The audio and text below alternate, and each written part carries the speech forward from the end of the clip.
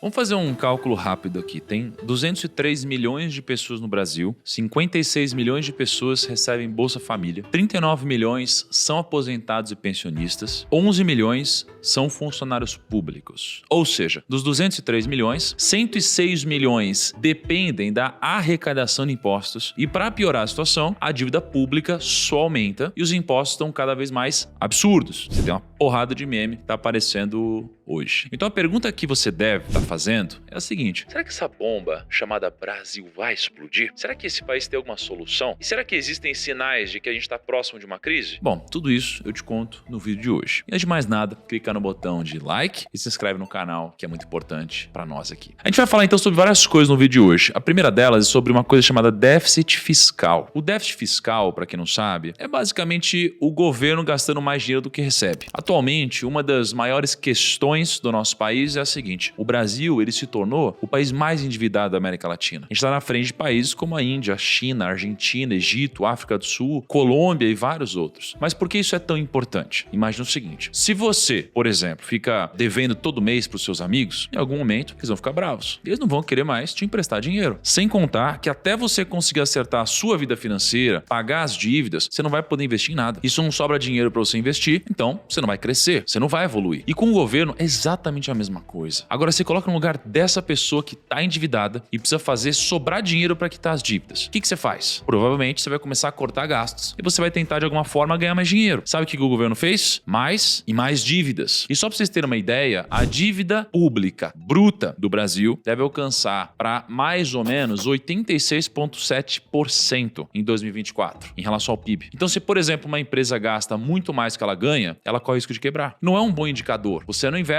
em empresas assim. Pelo menos eu espero que não. Isso também se aplica ao governo. Não dá para ficar assim. Alguém precisa pagar essa conta. Mas calma, que nem tudo são notícias ruins. A gente tem algumas possíveis soluções. A primeira delas é enxugar muitos gastos. Raramente o governo toma essa decisão. A segunda é fazer mais dinheiro circular, que é imprimir dinheiro. E por consequência acaba aumentando um pouco a inflação. E a terceira é taxar mais e tirar mais dinheiro da população para pagar as dívidas. E você sabe que já estão fazendo isso. Você deve estar acompanhando as notícias, obviamente, e taxaram até as blusinhas da Shein recentemente. Isso daqui já é padrão no Brasil. Desde 1986, praticamente dobrou o número de dias que você precisa trabalhar para pagar imposto. Mas aumentar os impostos, aparentemente, não está funcionando. Por quê? Porque a arrecadação do governo está caindo e a dívida brasileira aumentando. E por que isso aqui acontece? Por causa de um conceito econômico chamado de curva de Laffer. Mas calma que eu já vou explicar. Não dá para fazer a população pagar imposto infinitamente. Uma hora o dinheiro acaba. Vou imaginar que você ganha R$100 por semana vendendo limonada. Agora imagina que o governo decide que você tem que dar todo esse dinheiro para eles, ou seja, 100% do que você ganha. Se isso acontecesse, você não teria motivo nenhum para continuar vendendo limonada, porque todo o seu esforço não resultaria em nenhum dinheiro para você. Então você provavelmente iria parar de trabalhar. Sem você trabalhando e ganhando dinheiro, o governo também acabaria não recebendo nada, porque não tem ninguém ganhando dinheiro para pagar imposto. Entendeu a lógica? A curva de Laffer é isso. Segundo essa teoria, se o governo cobrar imposto muito alto, ele pode acabar recebendo menos dinheiro porque as pessoas desistem de trabalhar tanto ou de investir. Bom, acho que ficou claro sobre a curva de Laffer. Agora, a segunda coisa que a gente vai falar no vídeo de hoje é sobre a taxa de juros. Como vocês bem sabem, a taxa Selic, ela tá alta. E a previsão é de que ela fique em 10,5% por pelo menos mais 2 meses. E por que isso é tão ruim? Porque quando a Selic aumenta, você desacelera a atividade econômica e quando a Selic cai, você acelera a atividade econômica. Então o que está acontecendo? Quando você vai para o shopping, você vê as lojas vazias. Quando você vai para o mercado, você vê os carrinhos cada vez menos cheios. Os empresários não têm incentivo para expandir e construir negócios. Então pensa comigo, você tem um montante de dinheiro grande, tipo 10 milhões de reais. Aí o Tesouro Selic está rendendo 10% ao ano. E ele é o investimento mais seguro do Brasil. Em um ano você faz 1 milhão sem precisar tirar a bunda do sofá ou se preocupar com o salário de funcionário, nem nada do tipo. E isso só levando em conta o investimento em Tesouro Selic. E se você preferir diversificar, se arriscar um pouco mais na renda fixa, você pode atingir 14% ao ano. Ou você pode pegar esses 10 milhões e investir em um negócio. Pode contratar gente, você pode pagar imposto, você pode trabalhar exaustivamente de dia e de noite. E tudo isso com risco real de quebrar. Porque de acordo com o IBGE, 60% das empresas fecham depois de 5 anos de abertura. Ou seja, você tem 60% de chance da sua empresa quebrar e você perder os seus 10 milhões. Sinceramente, o que você prefere? Deixa aqui nos comentários. Mas de verdade, se você tivesse dinheiro, você ia investir ou você ia empreender com isso de perder tudo? Bom, claro que tem aqueles que preferem o risco do negócio, porque o negócio pode escalar. E o Tesouro Selic tem um teto muito mais claro. Mas a maioria vai preferir não arriscar. E o resultado desse medo é que a economia começa a estagnar ainda mais. Então, por que não reduzem a taxa, por exemplo? Bom, primeiro, a Selic ajuda a segurar a inflação. E segundo, com as taxas nos Estados Unidos mais altas, o Brasil não consegue abaixar muito os juros locais. E como o mercado brasileiro é considerado mais arriscado do que os Estados Unidos para os investidores globais, a gente precisa pagar mais para gerar atratividade. E o terceiro ponto do nosso vídeo é o dólar. É difícil imaginar que vai ter Disney dessa forma, não é? O dólar tá caríssimo, tá batendo lá 5,60, 5,70. Dizem que uma das formas de você humilhar o economista ou analista de investimentos é pedindo para ele prever a cotação do dólar. De fato, é muito difícil prever o dólar e todo mundo acaba no tempo falhando muitas vezes. Então, não cabe aqui eu ficar tentando prever o que vai acontecer, mas a gente pode tentar entender por que o dólar está subindo. Primeiro, como eu disse anteriormente, os juros nos Estados Unidos eles estão altos e eles não pretendem voltar a cortar até setembro, porque a inflação não está baixando lá. Então é aquela lógica que você já sabe. Se a economia americana está bombando, as pessoas consomem mais. Se as pessoas consomem mais, a inflação tende a subir. Se a inflação tende a subir, os Estados Unidos precisam manter os juros altos para controlar a inflação. E se eles mantêm os juros altos, eles atraem mais capital estrangeiro para o país, que acaba fortalecendo o dólar. Esse é o primeiro motivo. O segundo motivo que justifica a alta do dólar é o déficit fiscal, que a gente já falou no começo do vídeo. Funciona mais ou menos assim. Quando o governo gasta mais do que ele ganha, ele tem o déficit fiscal. Para cobrir esse déficit, o governo precisa pegar dinheiro emprestado, aumentando a dívida dele. E quando o governo faz isso, os investidores começam a ficar preocupados se o governo vai conseguir pagar essa dívida ou não. E com menos confiança, alguns investidores podem parar de investir no Brasil. Então, para sair do país, os grandes investidores vendem o real, que é a nossa moeda. Eles compram dólar, que é a moeda dos Estados Unidos. E como a gente vendendo real e comprando dólar, a oferta de real aumenta e a demanda por dólar também. Isso faz o real valer menos e o dólar vale mais. Agora ele acaba subindo. Ou seja, se os nossos governantes não se posicionam e não se comprometem a realmente abaixar essa dívida, o mercado vê com maus olhos e não coloca confiança no Brasil. É por isso que o dólar está subindo tanto e esse é o nosso terceiro pilar. Então a verdade é que tá ficando muito difícil realizar sonho, tá ficando muito difícil de empreender, tá ficando muito difícil de fazer o dinheiro sobrar no fim do mês. Eu sei que você muitas vezes pensa em começar a investir, mas o dinheiro parece que compra cada vez menos. E não é uma impressão só sua. 67% dos brasileiros sentem que o poder de compra diminuiu. E não é só um sentimento. Esse ano, o Plano Real fez 30 anos de idade. E hoje a nota de R$100 compra somente 12. E para piorar, o nosso sistema de previdência tem vários e vários problemas. Quando eu criei o canal do Primo Rico, foi justamente para falar de previdência privada, que eu percebi desde cedo que o INSS tinha vários grandes problemas e que você não poderia colocar todas as suas esperanças nele. Eu vou te citar aqui de uma forma rápida 4 problemas que a previdência tem hoje e que deveriam despertar em você pelo menos um pouquinho de medo. O primeiro problema é a inversão da relação contribuinte e recebedor. Calma que eu já explico. No passado, a arrecadação da Previdência era maior do que o seu custo. Ou seja, a Previdência Social era superavitária, então o que você contribuía hoje serviria para garantir o seu futuro amanhã. Com o passar dos anos, o governo percebeu que tinha um dinheirinho sobrando da Previdência e que só seria usado no futuro. Então ele começou a usar de forma despretensiosa esse dinheiro por conta de um mecanismo chamado de DRU, que significa desvinculação de receitas da União. Basicamente, é um dispositivo do governo federal que permite que 20% dos impostos federais possam ser usados livremente.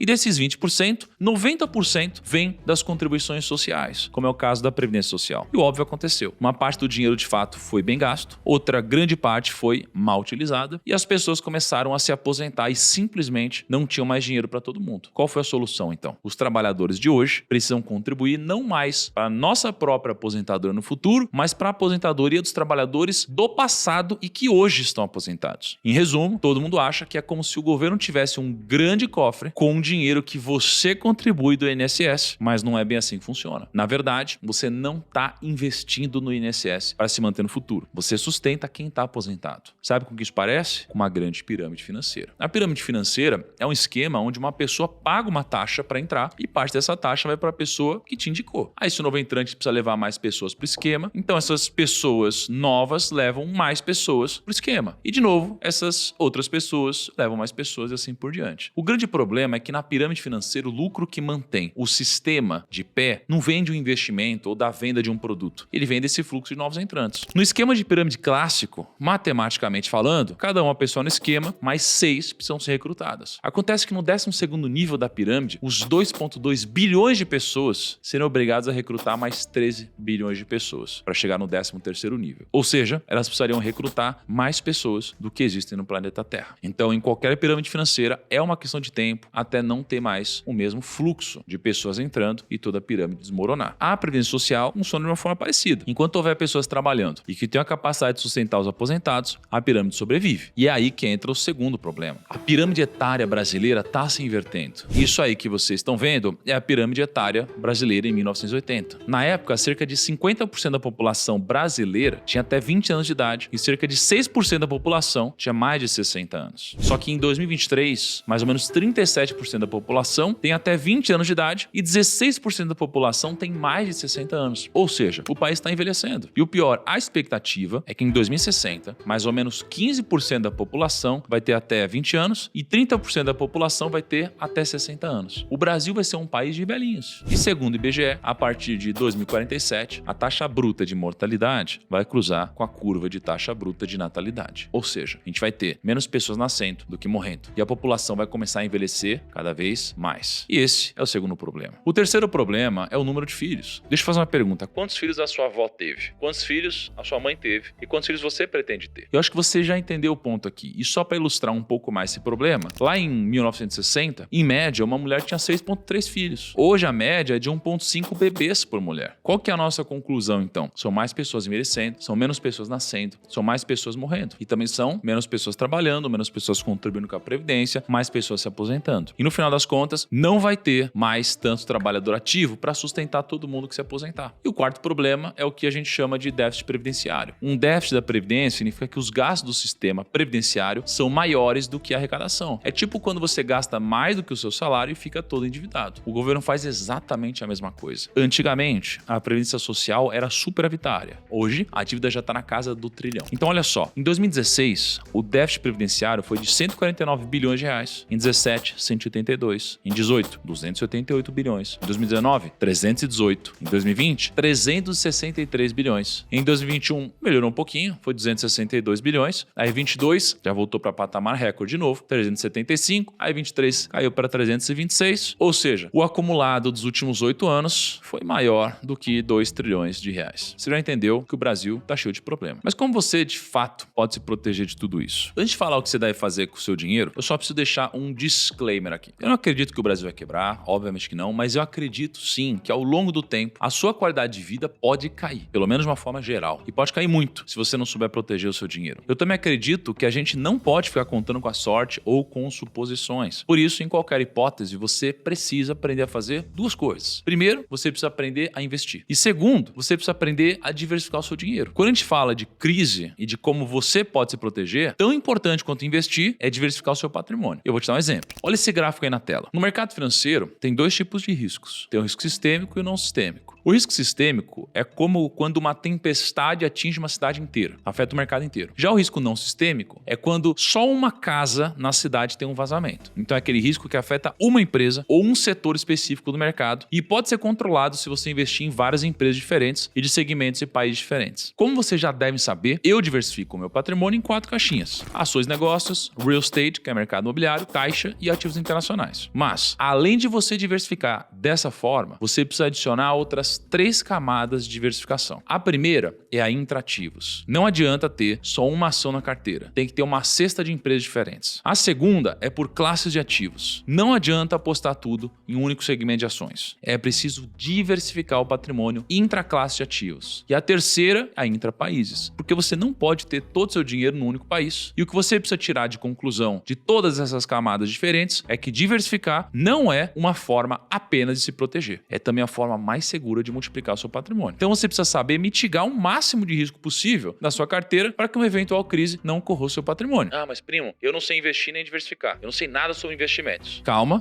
eu tenho uma solução. Se você ainda tem dúvidas de como investir, como calcular, como cuidar do seu patrimônio, como diversificar, esse recado que eu vou dar agora é para você, um pequeno parênteses aqui no vídeo. Eu vou lançar uma formação completa para você virar investidor em 1 mês e ela é completa mesmo. Então eu vou pegar você na mão, vou ajudar você a abrir uma conta numa corretora, escolher os ativos, diversificar e eu garanto que em 30 dias você vai perder completamente o medo de investir e vai saber exatamente quais são os passos que você precisa dar hoje e pelos próximos anos e décadas. Primos, esse foi o vídeo de hoje. Me deixa aqui nos comentários o que você acha que vai acontecer com o Brasil daqui a 5 anos e se você acha que a gente está próximo de uma crise ou não. Um grande abraço, até o próximo vídeo e tchau.